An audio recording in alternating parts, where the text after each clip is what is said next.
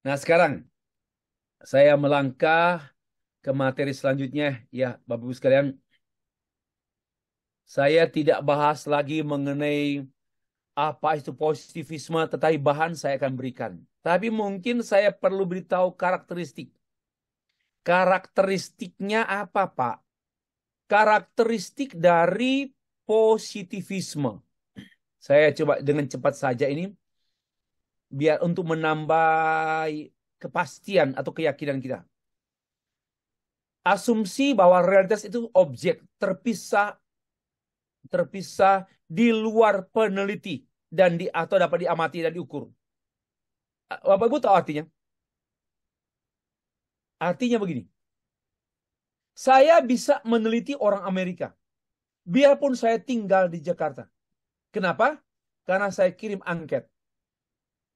Paham ya? Saya mengirim angket ke Los Angeles, ke satu gereja untuk menanyakan apa saja pertanyaan-pertanyaan berkenaan dengan judul yang saya kaji. Saya dengan yang saya teliti nggak perlu bertemu, terpisah di luar peneliti. Ini namanya asumsi bahwa realitas itu objektif. Ya. Yang kedua, tujuan penelitian itu mendeskripsikan dan menjelaskan hubungan antar variabel. Kalau variabel A, B, C, D, kan ada banyak jenis variabel ya. Variabel terikat, variabel bebas, variabel apa, ada 7-8 variabel. Tapi biasanya dua, terikat dan bebas. Coba ya, motivasi belajar. Pengaruh motivasi belajar itu satu variabel. Lalu kesehatan siswa. Itu variabel kedua. Variabel ketiga, prestasi belajar siswa. Ada 3 variabel. Ya, ini pasti kuanti. Kenapa? Menjelaskan antar variabel. Prosesnya deduktif, tadi sudah terangkan, lewat analisis dia menggunakan statistik. Kalau kuantitatif pasti pakai analisis statistik. Tapi kalau kualitatif, no statistik. Karena itu tidak menyangkut angka-angka. Kalau namanya kuanti gampang diingat. Kuantitatif. Berapa kuantitasnya? Berarti angka-angka. Nah, kalau angka-angka berarti statistik. Ya. Kajian teori untuk membangun pertanyaan penelitian. Begini. Lalu Pak gimana? Pertanyaan penelitian itu diambil dari teori. Ya. Itu pasti kuantitatif. Karena itu dibuat bab 2 kajian teoritik dulu. Dibuat kajian lalu diambil kisi-kisinya. Diambil kisi-kisinya dan dari kisi-kisi itu dibuat kisah-kisah. Salah. Dibuat pertanyaan. Oke. Dari pertanyaan itulah kita menguji lapangan. Kita menyebarkan itu di lapangan. Penelitian. Oke, saya pikir cukup menguji ini yang menonjol sekali. Menguji teori dengan data lapangan. Ini kuantitatif. Sekarang kita ke kualitatif ya.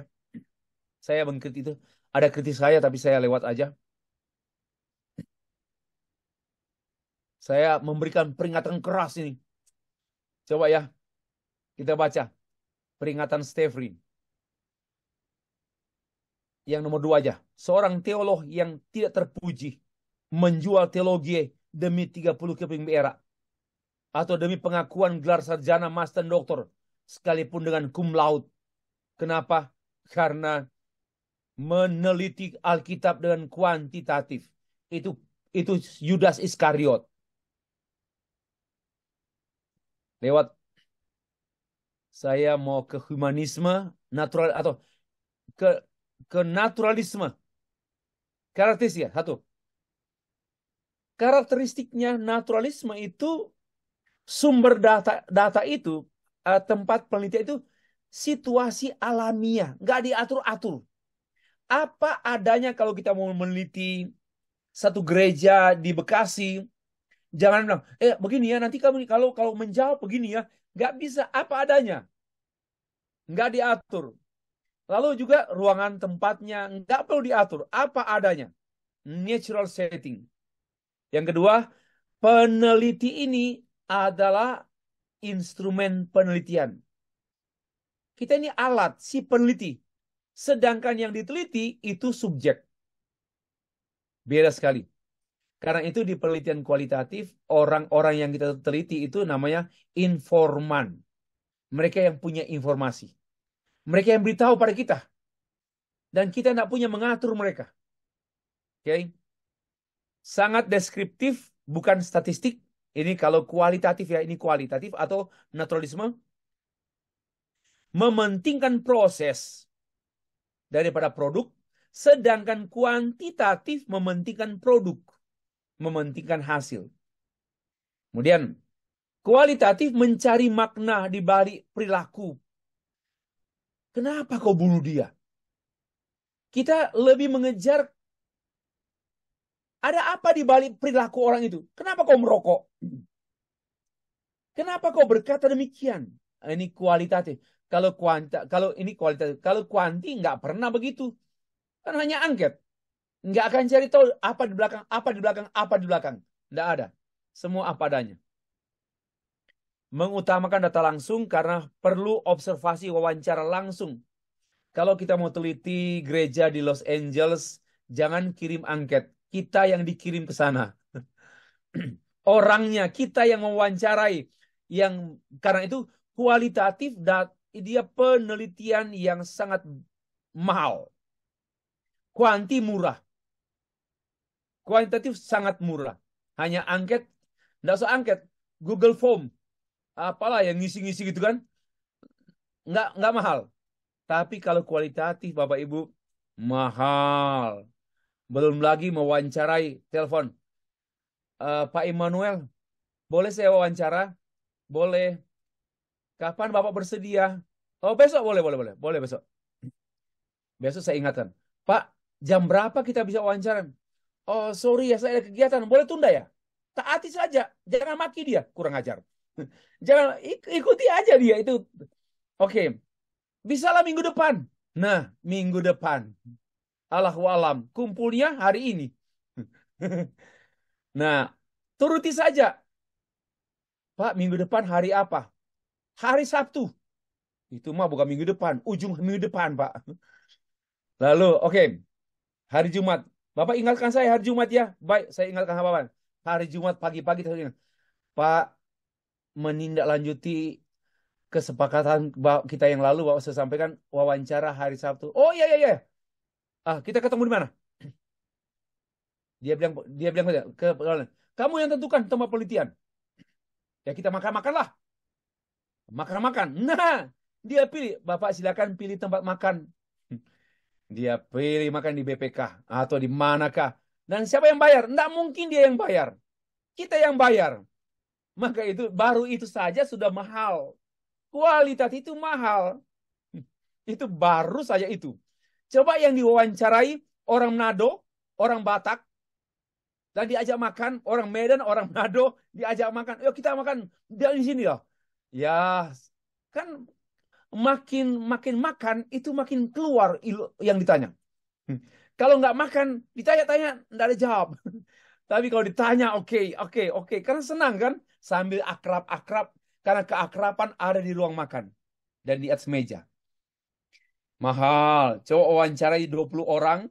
Dan semua minta makan. Rata-rata 500.000. 500.000 kali 20. Belum lagi yang lain-lain. Nanti bang. Lalu diajak. Pak, kita makan aja di apa ya? Di Senayan City ya. Oke, oke, oke, oke, Pak. Siap, siap, siap, Pak. Ke Senayan City. Lalu kita ketemu di mana? Kita ketemu di pintu gerbang lah. Oke. Lalu masuk. Dan si yang diwawancara ini, dia melihat tas-tas yang bermerek. Dia melihat tas-tas. Padahal restorannya masih jauh. Dia bisa lihat ini. Ada apa, Pak? Oh, ini tas bagus. Nggak mungkin. Dia bilang, ini ya bagi yang diwawancarai kurang ajar. Ini berapa ini? Dia minta kita yang bayar. Hati-hati tuh mahalnya bukan main tuh. Sorry, saya sebenarnya agak bercanda. Tapi saya mau beritahu, memang kualitatif itu mahal. Dan lama. Nggak mungkin 3 minggu. Kalau kuantitatif, 1 bulan bisa. Ya, 1 bulan bisa, boleh maksudnya. Bahkan 1 minggu pun boleh. Dengan angketnya 60 orang. Nah, kalau kualitatif, lama sekali, biaya besar sekali, dan makan hati besar juga. Oke, lewat. Nah, begini, ada melakukan triangulasi, memastikan kebenaran. Misalnya Pak Shores mau meneliti gereja sendiri. Bapak kan sebagai sekum meneliti gereja sendiri, GKRI. Lalu orang protes, Pak Shores, bagaimana mungkin Bapak meneliti gereja sendiri? Pak Shores jawab begini, kamu itu nggak tahu penelitian. Kan ada triangulasi. Triangulasi itu tiga. Tiga untuk memastikan bahwa tingkat objektivitas penelitian itu tinggi. Biarpun di kanan sendiri. 1, minta dibaca oleh para ahli. 2, minta pembanding. 3, minta saksi. Jadi aman. Nah, itu namanya triangulasi. Oke ya, jadi aman. Oke, saya pikir cukup dulu karakteristik. Nah, ini yang ke-9 tadi, subjek yang diteliti itu dipandang berkedudukan sama dengan peneliti. Jangan remehkan orang yang diwawancarai. Lalu mengumpulkan data secara detail, rinci. Maka itu mewawancarai satu orang itu bisa 5 halaman, bisa 10 halaman. Untuk itu bagaimana Pak? Ya rekam. Lalu rekaman itu diketik. Dan itu masuk dalam lampiran disertasi, tesis, skripsi bagian belakang. Oke. Kemudian subjek yang diteliti, ya antara kita nggak bisa meremehkan dia, lewat aja itu gampang. Mengutamakan perspektif emik, yaitu mementingkan pandangannya sendiri. Kita tidak boleh menjadikan orang yang kita teliti sebagai objek. No, dia subjek. Itu maksud saya. Oke, menetapkan sampling proporsi bukan random. Ya, artinya misalnya begini ya. Pak George meneliti pendeta-pendeta GKRI, khususnya Pak Pilih saja, itu namanya purposive sampling, berkenaan dengan judul, misalnya eh, pastoral leadership, model pastoral leadership Yesus, dan penerapannya di GKRI. Itu contoh saya. Ini saya hanya ngarang-ngarang Pak, tapi benar pasti ini judul ini. Berarti kita nggak bisa meneliti semua pendeta. Tapi pendeta pemimpin. Itu namanya sampling purposive. Yaitu sampel bertujuan, berarah. Bukan random. Itu ya, itu.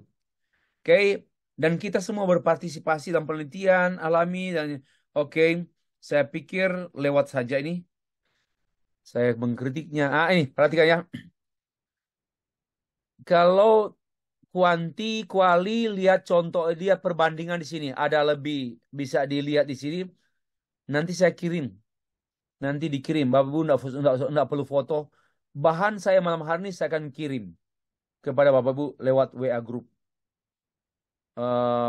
Saya pikir juga lewat ini. Karena kelas kita ini majemuk. Ada S1, ada S2. Kalau S2 semua saya akan lebih teliti. Nah, ini lewat aja ya. Pendekatan kuantitatif kan sudah biasa lah. Saya sudah singgung-singgung tadi. Udah. Maka ini bisa menjadi bahan bacaan ulang, Bapak Ibu sekalian. Ini kalau kuantitatif, kualitatif. Kalau kuantitatif alamiah, ilmiah. Kalau kualitatif alamiah. Kalau penelitian kuantitatif sebab-sebab ke akibat. Lalu kalau kualitatif akibat baru ke sebab-sebab. Gitu. Kemudian a priori, ada teori dulu, ada acuan. Inilah langsung lapangan. Kalau kualitatif itu kaku, tegas, ketat. Kaku. Karena itu penelitian lapangannya itu, angketnya itu harus paten. Nggak boleh salah. Ada uji angket. Kalau kualitatif, nggak perlu bawa pertanyaan penelitian pun nanti muncul pertanyaan penelitian itu di lapangan pun bisa. Dia boleh, boleh, boleh. Tapi ya supaya membantu kita sudah punya pertanyaan. Oke, saya pikirin tambah-tambah. Nah, saya pikir cukup ya. Bisa lihat sendiri.